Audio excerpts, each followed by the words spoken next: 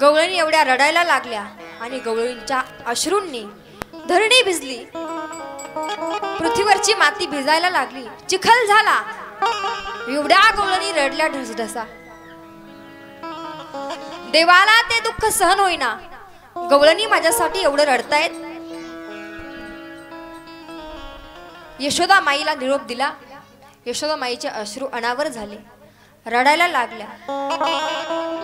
अंतकरणापासून सांभाळायला माझा लाडका नंदला आला, माझा कृष्ण माझ्यापासून चाललेला आहे।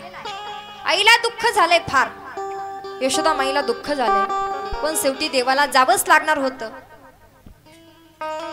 कृष्ण परमात्मा रथाकडे निघाले आणि जात असताना सगळ्या गोकुळाला दुःख झालेलं आहे। एवढं दुःख झालं, एवढं दुःख झालं आणि गवळणी म्हणायला लागल्या, अक्रूरा नको नेवो भगवान, नको नेवो भगवान, अक्रूरा नको नेवो भगवान, नको नेवो भगवान, अक्रूरा नेवो भगवान, हरि बोल। अक्रूरा नको नेवो भगवान, अक्रूरा नको नेवो भगवान, अक्रूरा नको नेवो भगवान, वृंदावनीच्या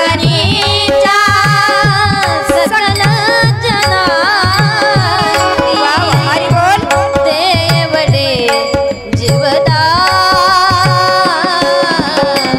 नको नेवो भगवान, अक्रूरा नको नेवो भगवान।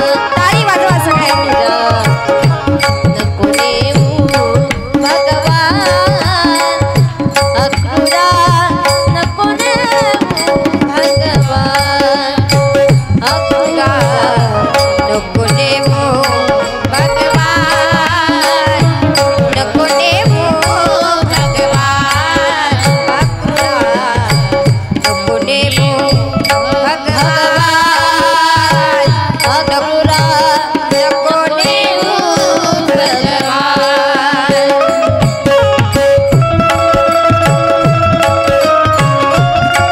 जय हो।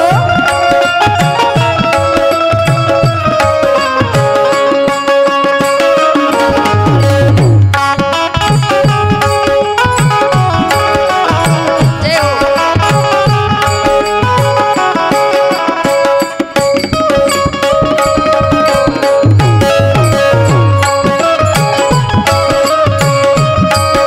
जय हो। हरि बोल। जय हो। श्रीराधे। जय हो।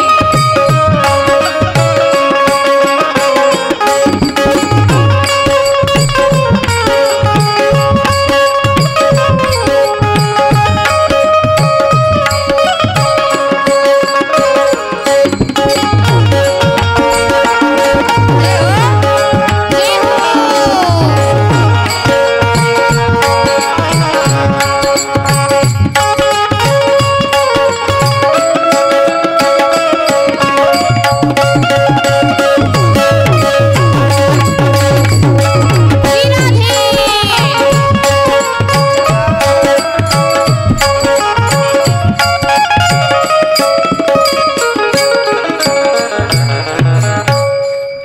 ताली वाजवा एकदा।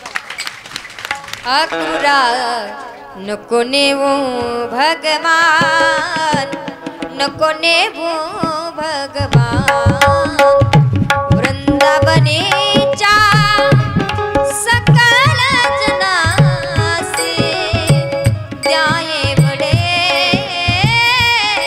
जीवदान, अक्रूरा नको नेवो भगवान।